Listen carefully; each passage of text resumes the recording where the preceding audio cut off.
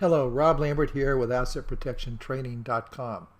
Today I'm going to take on an interesting topic, and what I'm about to say is subject to many exceptions. I'm going to take on issue of bankruptcy and its relationship to asset protection.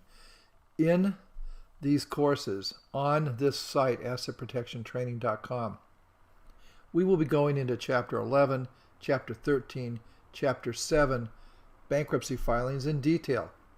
There's a time and a place for them, and they make great sense in some cases. But there's one overriding rule when anybody is considering bankruptcy and asset protection, and I mean asset protection planning using trusts. Bottom line is bankruptcy and asset protection normally do not mix. They are oil and water. Why is this? It's because of some new provisions, well, 5-year-old provisions, in the bankruptcy code that bring in asset protection trusts to the estate. There's a 10-year clawback. So unless your planning is more than 10 years old and funded before that 10 years, it's bankruptcy is anathema to it.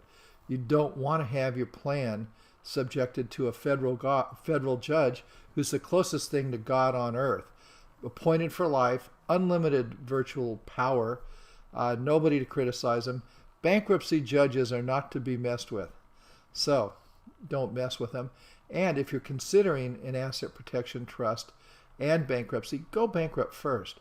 Never ever consider bankruptcy as an option once you've done offshore or even onshore asset protection planning using a trust. That's the basic part of this rule. With that said, I have taken people with old and cold, I'm talking 11, 12-year-old plans.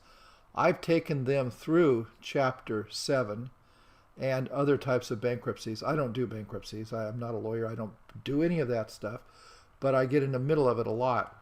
And I've taken them through the bankruptcy process, and their trusts remained untouched, but their trusts were very old, and no games had been played.